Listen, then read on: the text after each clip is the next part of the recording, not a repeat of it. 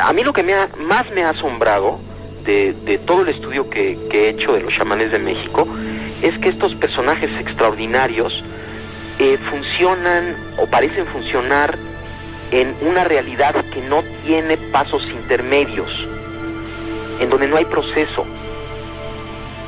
Por ejemplo, Pachita es uno de los casos más asombrosos que yo pude atestiguar. Yo trabajé con ella varios meses. Pachita, venía un paciente a verla, por ejemplo, alguien que tenía un problema pulmonar, y entonces si ella decidía, de alguna manera podía percibir directamente lo que le sucedía al paciente y lo que el paciente requería para mejorar. Si el paciente necesitaba, ella hacía una operación en donde extraía los pulmones enfermos e injertaba pulmones sanos. Ahora, esto es inconcebible. Vamos, la cirugía actual ya empieza a hacer este tipo de operaciones, pero la forma en la que Pachita hacía estas operaciones era con prácticamente las manos vacías. El único instrumento que utilizaba era un cuchillo de monte, muy burdo, muy grande, y además las operaciones eran realizadas en minutos. Era casi instantáneo, ¿no? Lo que se hacía. Y yo, cada vez que veía esto y otras operaciones que están descritas en este libro que usted acaba de mencionar, me asombraba cada vez más de la inexistencia de pasos intermedios. Esto es, Pachita sacaba el pulmón enfermo, injertaba el otro pulmón y listo. De alguna manera todo quedaba arreglado, como si no hubiera necesidad de una serie de procesos que normalmente uno supone que deben de ocurrir para la interconexión de los órganos injertados. Y al preguntarle al Pachita qué pasaba, cómo es que hacía este portento, ella decía que el proceso simplemente ocurría así. No solamente operaciones de pulmón, sino de corazón, de cerebro, cosas verdaderamente extraordinarias, siempre tenían esta característica en donde parecería que Pachita estaba localizada como ser sentiente, como ser sensible, en un nivel de la realidad en donde lo que ella deseaba ocurría. No había ningún mecanismo aparente, ¿no?, entre su deseo y la realización del deseo. Y si su deseo era materializar un objeto, el objeto aparecía mágicamente de la nada, o si su deseo era desaparecerlo, también ocurría. Esto era lo más asombroso, y a mí a lo que me ha llevado después de muchos años de reflexión este portento, ¿no?, que hacía Pachita, y otras cosas que han hecho otros chamanes, que sería muy largo de platicar. Esto lo he publicado en México en 7 volúmenes que se llaman Los Chamanes de México. En general, ellos, aunque ningún chamán que yo conocí llegó al nivel de Pachita, todos los chamanes, por ejemplo Don Panchito, un chamán maya, tenía esta misma característica de estar localizado en un nivel de conciencia directo que se manifestaba en su sensibilidad portentosa, ¿no?, en su capacidad de decodificar información en forma pues directa, yo pensaría. Ahora, yo he tratado de explicar esto en muchas formas y la verdad es que no he tenido mucho éxito, y lo último que he pensado, que le voy a platicar, es lo que más se acerca, de acuerdo con mis ideas, a un posible entendimiento de lo que sucedía. Decía antes que el cerebro, al interactuar con este campo informacional preespacial como resultante final, crea la realidad perceptual.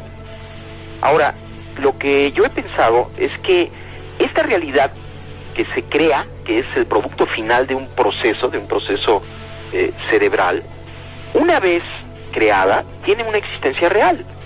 Esto es, lo que estamos viendo, los colores, las formas, existen en el nivel en este nivel que estoy mencionando. O sea, son al mismo tiempo un producto final de un procesamiento, pero ya que está esto, tienen existencia real, pero existen como conciencia, no existen como materia, sino existen como conciencia.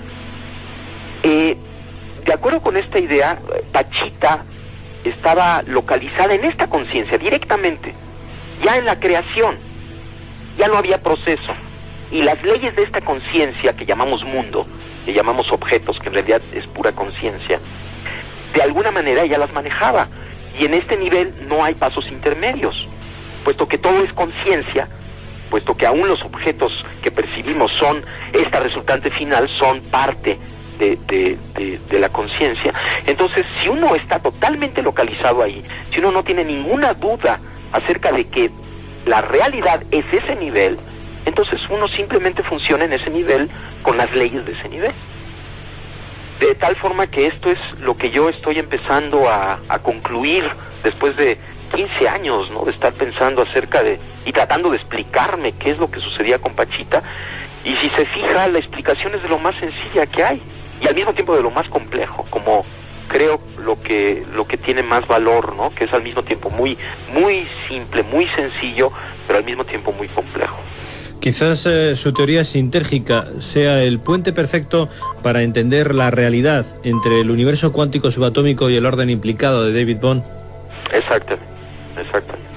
Y además yo pienso que es el inicio. Para mí se ha convertido esta nueva idea que estoy teniendo en una fuente inagotable de aventuras de la conciencia, en mi propia conciencia, porque obviamente esta idea no es nada más intelectual, ¿no?, sino viene de una vivencia, y estoy intentando vivir en ese nivel, ¿no?, intentando recordar todo el tiempo esto y ver qué es lo que sucede, y es verdaderamente precioso, ¿no? Uno acepta esta realidad como un milagro, como una creación, como parte de la conciencia, se santifica lo cotidiano. Hay una serie de efectos muy bellos, ¿no?, que todo se llena de amor, hay una hermandad enorme entre todo, porque uno entiende que en ese nivel todo está unificado.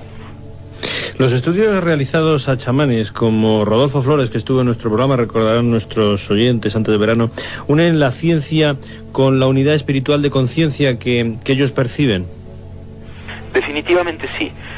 Mire, la teoría sintérgica afirma que dentro del procesamiento que el cerebro hace para construir la realidad perceptual, uno de los últimos procesos es la creación del campo neuronal. El campo neuronal es una matriz, otra vez, pero resultante de la actividad cerebral. O sea, es una matriz de interacciones entre todas las activaciones de las neuronas de nuestro cerebro. Entonces, la teoría sintérgica afirma que este campo neuronal interactúa con la matriz preespacial, y a partir de esta interacción aparece la realidad perceptual. Esa es la teoría sintérgica. Ahora, dependiendo de las características del campo neuronal, de su sintergia, específicamente de su coherencia y de su densidad informacional, de su frecuencia, será el nivel de interacción congruente con el campo cuántico. Se puede predecir o hipotetizar que una persona con un gran desarrollo debería poseer un campo neuronal de alta sintergia, esto es, muy coherente, muy equilibrado, pero funcionando en alta frecuencia, y que esto le permitiría interactuar con un nivel más básico que un campo neuronal de menor sintergia. Lo que vimos en el cerebro de don Rodolfo, que indudablemente es una gente extraordinariamente desarrollada, confirma lo que acabo de decir.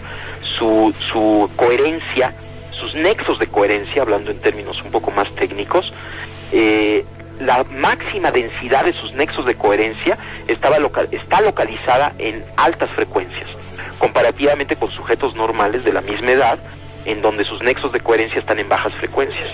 De tal forma que la evidencia que estamos obteniendo a nivel de laboratorio está confirmando la teoría sintérgica y avalando todas estas ideas que he mencionado. Los estudios, como decimos, han sido muy complejos, muy largos, han sido muchos años dedicando Jacobo Grinberg a los chamanes, a la interacción del mente con la materia. ¿En qué momento de sus investigaciones se encuentra? Estoy entendiendo esta realidad como conciencia, ¿no? Toda la realidad que percibimos como conciencia, y estoy en este punto intentando no olvidarme de esto, refrescándome en cada momento, ¿no?, en esta visión, y pues bueno, sigo en el laboratorio y voy a seguir porque hay muchísimas cosas que hacer, muchas hipótesis que probar, por ejemplo...